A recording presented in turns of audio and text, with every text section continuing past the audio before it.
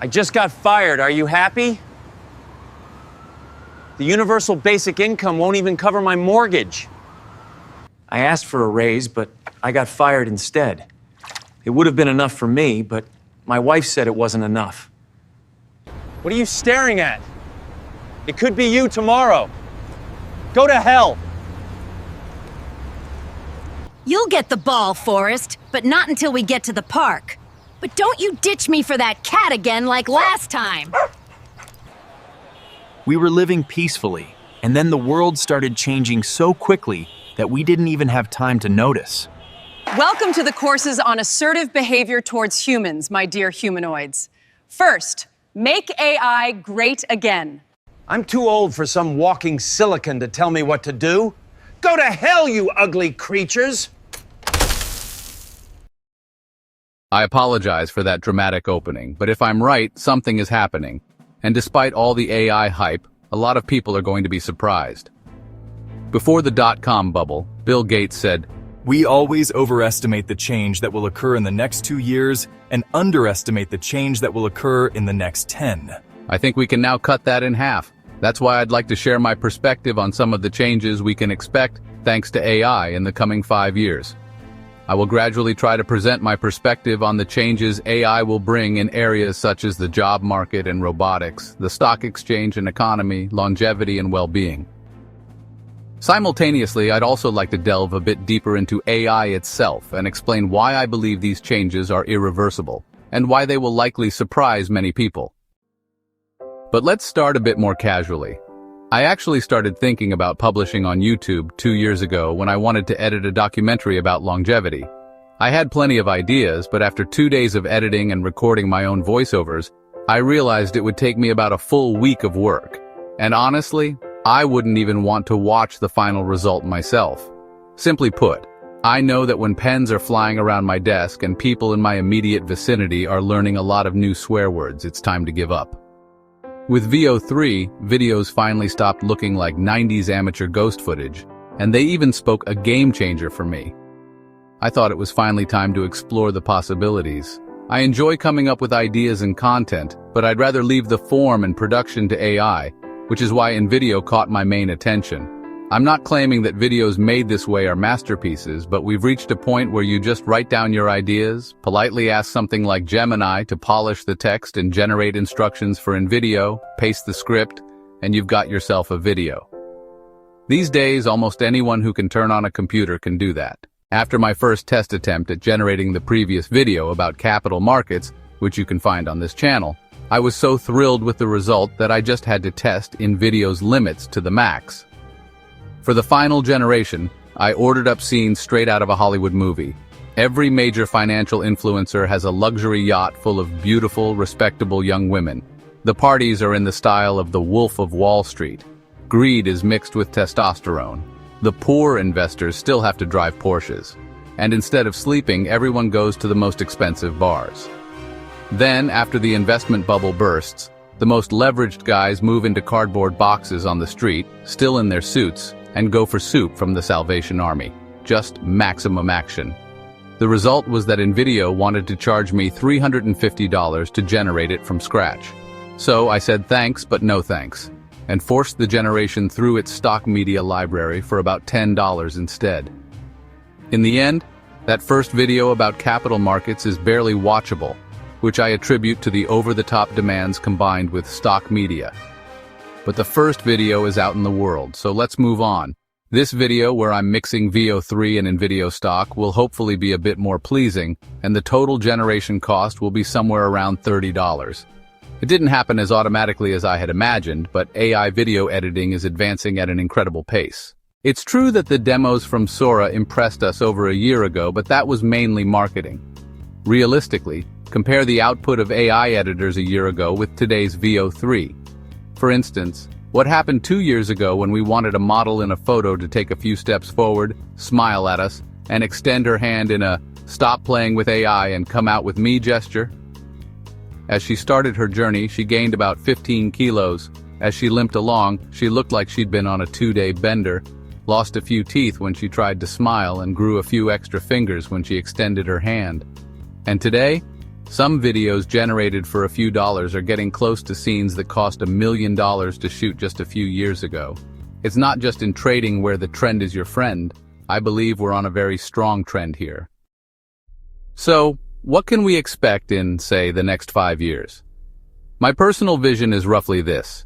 In a few years, one evening, tired on the couch, I'll ask an AI app on my phone if it would be so kind as to use photos of my girlfriend and me, maybe even make us a little prettier, and then prepare a 2-hour fake highlight reel of our vacation in Thailand. A trip I won't be able to afford because by then, maybe I'll have gambled everything away on the stock market. I'll probably also wish for some kind of plot twist. Maybe not exactly getting detained for smuggling an unknown substance at the airport, but some kind of storyline could be there to boost attention so you don't just pass out on the couch right at the start. And most importantly, everyone in Thailand will be smiling at us again in the absolutely realistic video. From the AI app, I'd expect a response like, Understood, already working on it. Please prepare your coffee for now. We'll begin in a minute. and I'm not talking about some run-of-the-mill generated video here, but something approaching Oscar-winning quality. I'd say YouTube will be quite different by then as well. I understand YouTube's effort to limit completely automatically generated content. For now, I think it's mostly spam. But unlike us, AI never sleeps and it keeps learning. Soon it will know much more about what we like and how to get under our skin. And if there's no interest there, I believe other platforms will emerge. Wow, Thailand.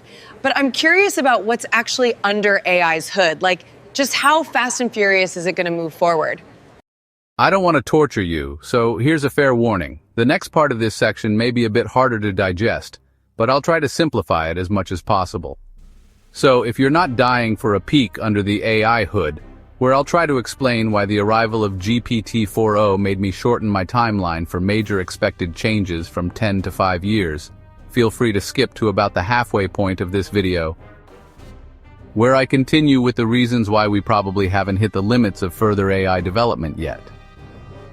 I definitely don't think I can outline the future better than the big names in AI, but their forecasts often include a dose of marketing, as they need funding for the next round of development, and the predictions themselves often diverge.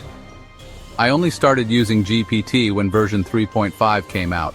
It was a fantastic translator for me, but I felt it was mostly useful for IT guys, like getting recommendations for what gift to buy their girlfriends for Valentine's Day. I finally woke up, or went crazy, it's up to you, with the arrival of GPT-4o. The difference from GPT 3.5 was unexpected, and not just for me. In terms of understanding the world, you could compare it to the jump from an elementary schooler to a high schooler, and I mean that literally. You can already start to productively exploit a high schooler at home for household chores and call it part of their education.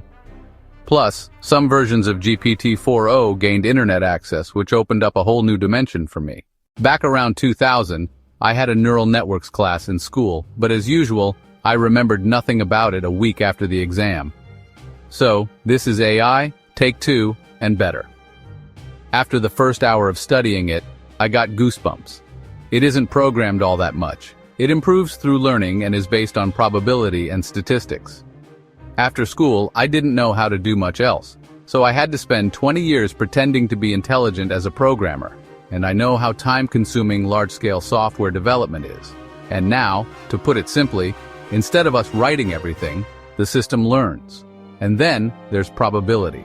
There's so much information around us in modern life that years ago, I adopted a mental shortcut called probability.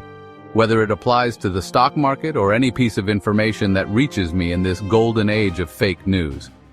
Modern AI systems are not explicitly programmed for every possible scenario. Instead, they are trained on massive datasets to recognize patterns, make predictions, and generate outputs without being given rigid rules for each case.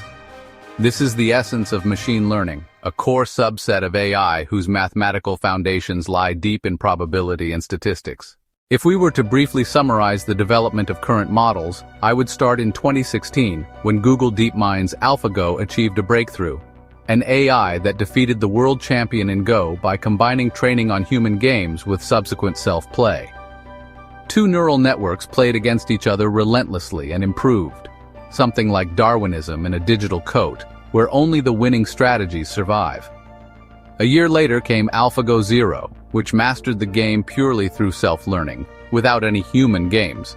If we can precisely define the rules of a system, as is the case with Go, then the principle of self-improvement through methods like self-play and reinforcement learning in general can lead to enormous leaps in performance. While GPT-4 brought the first hints of reasoning abilities directly within the model, truly advanced reasoning, that is, breaking down a problem into multiple steps and creating decision-making loops, required agentic architectures, which began to emerge on a massive scale in 2023. However, their practical and reliable deployment happened mostly in 2024 and 2025. With GPT-4, we may have also hit a temporary ceiling with simple scaling, meaning that merely enlarging the models no longer yields improvements as dramatic as before. While the agent system from GPT, introduced in 2025, is still often unreliable, it is, in my opinion, slowly evolving beyond a mere tech toy. It's beginning to find real-world use in a few specific structured areas, such as automated market research, complex data analysis, and software testing. Beyond the latest versions of large language models, we also have specialized cutting-edge projects.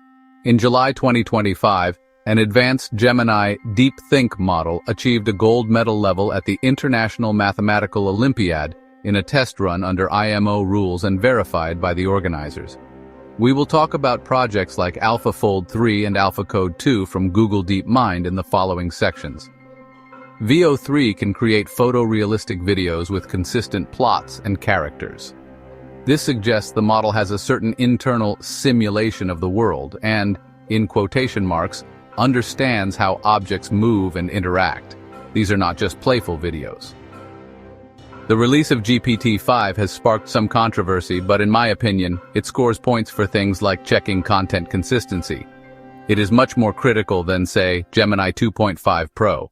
Let's take a look at where today's LLMs are imperfect and where they hit their limits.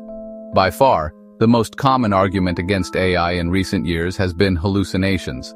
It occurs to me that if we're teaching something based on the hellscape that spreads across social media, then hallucinations are actually a pretty good outcome, and a portion of them can indeed be attributed to this.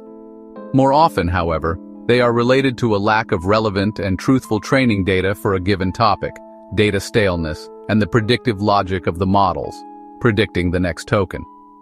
But don't we humans use our own patterns for hallucinations? Don't we occasionally make things up just to avoid looking stupid? In my childhood, at least, I used this trick daily. It was very effective for getting my parents off my back. Admittedly, it worked less often for me at school. In politics, hallucinations seem to have become one of the main and most effective trends in recent years, especially before elections. After the elections, another good line comes in handy. I definitely didn't accept any bribe, and the amount isn't correct either. Simply put, a typical politician today will often say whatever is most likely to bring them a reward, that is, what will help them get elected or stay in office, and the truth sometimes gets lost between the lines and AI learns from us. But let's move on to a functional solution for hallucinations. From my perspective, foundation models like GPT-5 and Gemini are more a demonstration of huge capabilities than a finished solution for demanding production scenarios. While the base versions can be deployed for simpler specific tasks, the best results in practice come from adaptation for a given domain, especially RAG, connecting to verified domain data, and fine-tuning.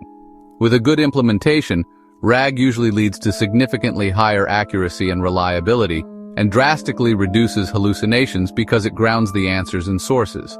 Another safeguard is automated fact-checking, citations, and longer reasoning modes, for example, deep think reasoning. Another common argument against LLMs is that they can't handle soft skills. While it's true that an LLM likely has nothing that even remotely resembles consciousness and therefore doesn't experience humor, on the other hand, it often recognizes when I'm trying to make a joke, which most of my ex-girlfriends didn't recognize. Personally, I'd be terrified the moment I thought consciousness was being born down there in the silicon, and I'd probably go and flip the circuit breakers just in case. Another argument against AI was the financial cost of both training the models and using them. If I'm not mistaken, Chinese projects like DeepSeek served as a wake-up call. Originally influenced by historical patterns, I thought that they had simply downloaded some open-source model from the West in China and fine-tuned it on data from GPT. Today it looks more like their own training and optimization, and the occasional behavior where a model reportedly identified itself as ChatGPT is likely a result of training data contamination.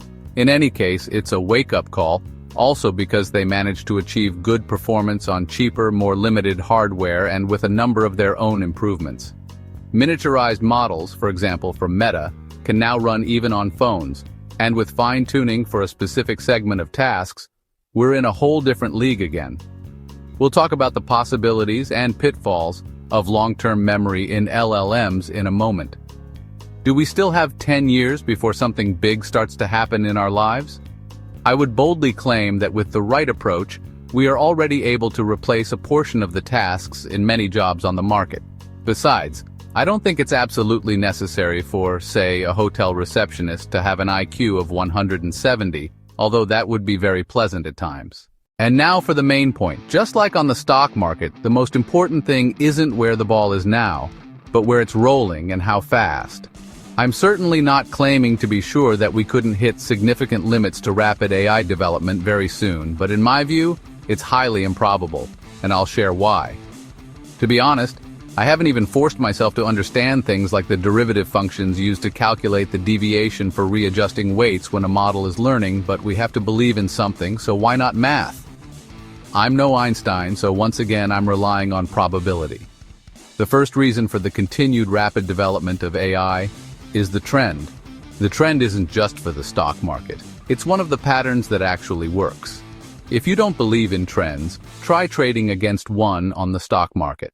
Unless you're very good, you'll likely be cured of that belief soon. This AI trend is very strong right now. Didn't the media report that Zuckerberg recently offered someone $1 billion for a 4-year contract? Raise your hand if that's you. The second reason is big names. Demis Hassabis, the head of Google DeepMind, is, for me, one of the biggest names in contemporary AI, even if he's not as popularized as others. Hassabis has a unique background that combines computer science and neuroscience. His main goal is to solve intelligence, and then use that artificial intelligence to solve some of the world's biggest scientific challenges. He is the one behind such projects as AlphaGo and AlphaFold, for whose development he and John Jumper were awarded the 2024 Nobel Prize in Chemistry. Demis Hassabis predicts that we will enter a golden era of artificial intelligence in the next 5 years. According to his recent statements, the upcoming societal transformation due to AI will be roughly 10 times faster, and at the same time, 10 times more extensive than the Industrial Revolution. Hassabis also confirms that we cannot rule out achieving artificial general intelligence, AGI, by 2030. Dario Amodei, the CEO of Anthropic, is among those who expect very rapid progress, but his view is more cautious. Amodei often emphasizes that the so-called scaling laws still apply. This means that by simply enlarging the models, more data, more computing power, new, often unexpected abilities continue to emerge. He expects this trend to continue for the next few years and lead to dramatically more capable models. I don't question the contributions of people like Sam Altman or Elon Musk to AI development, but they quite often have trouble with their timelines, and their statements contain a lot of marketing.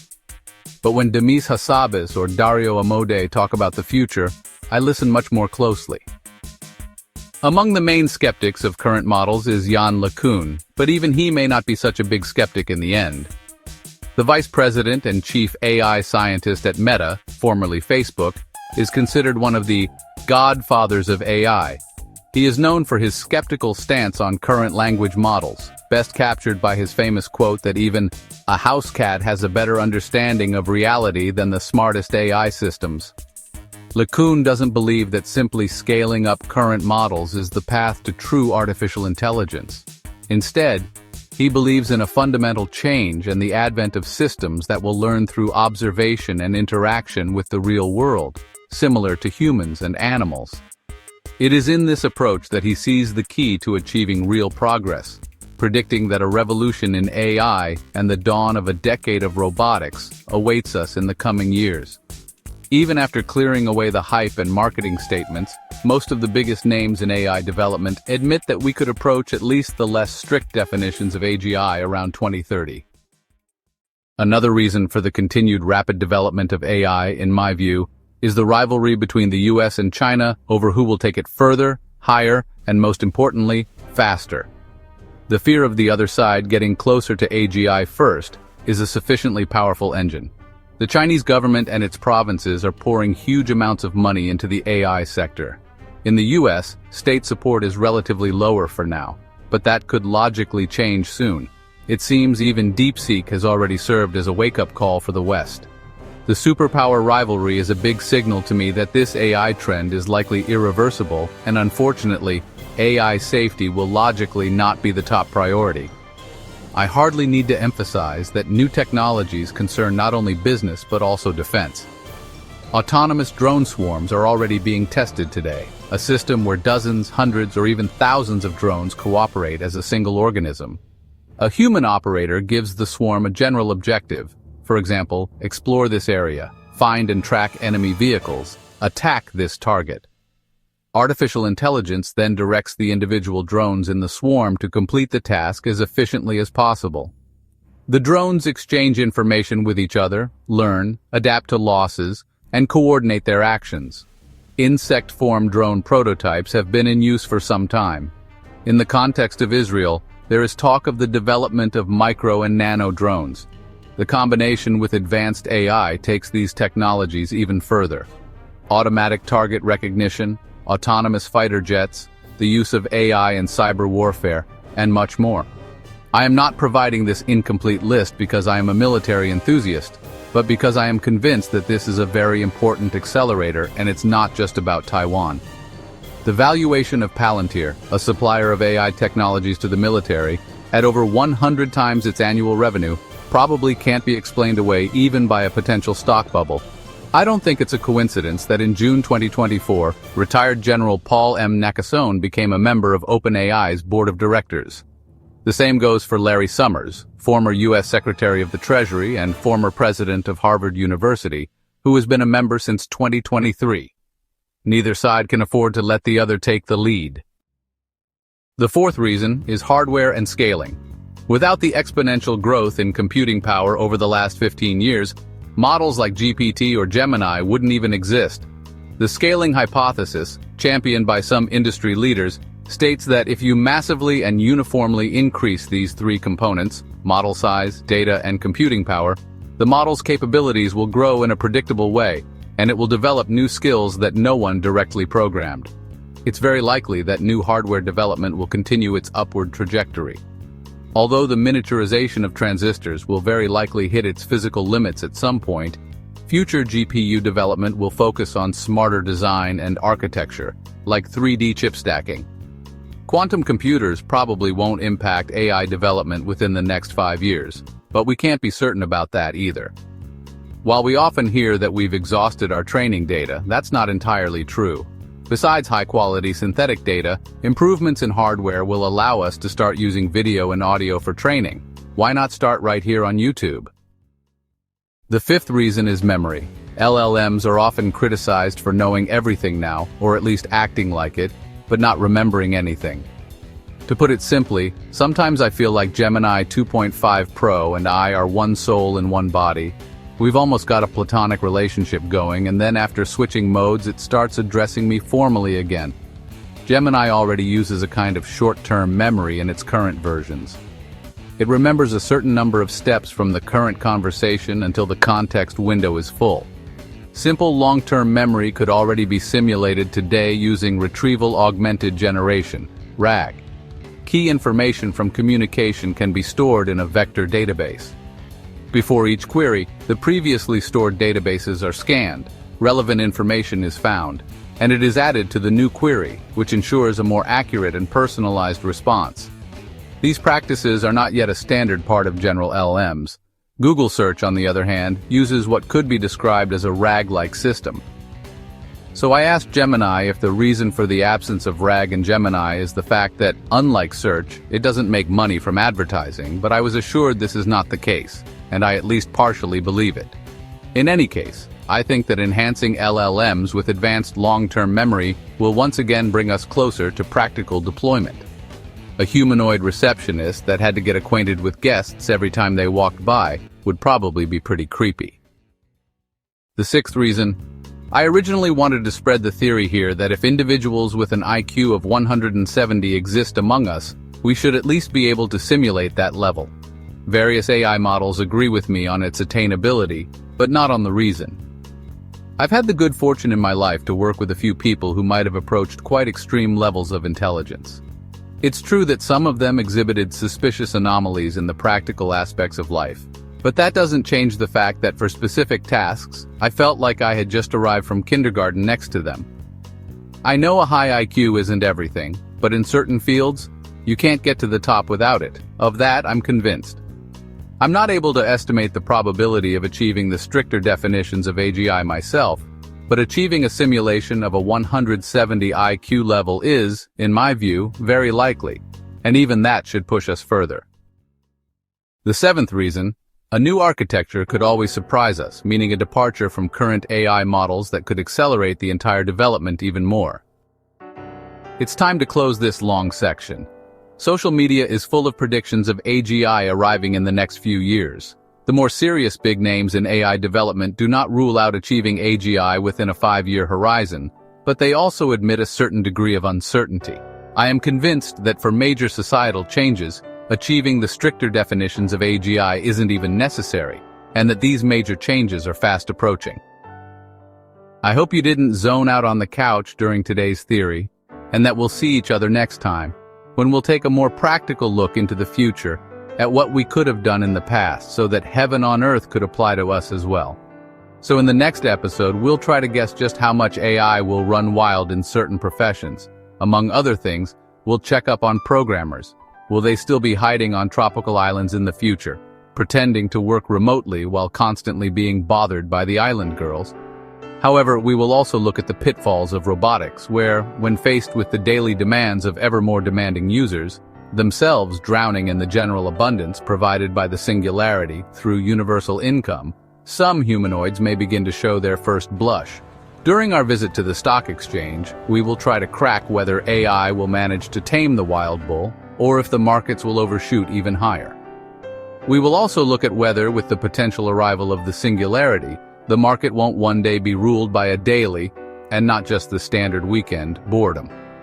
In longevity, we'll then look at how, even today, we can try to live to be 122, and how, with the help of AI in the distant future, we might try to talk a Greenland shark into sharing its secrets of living for 400 years.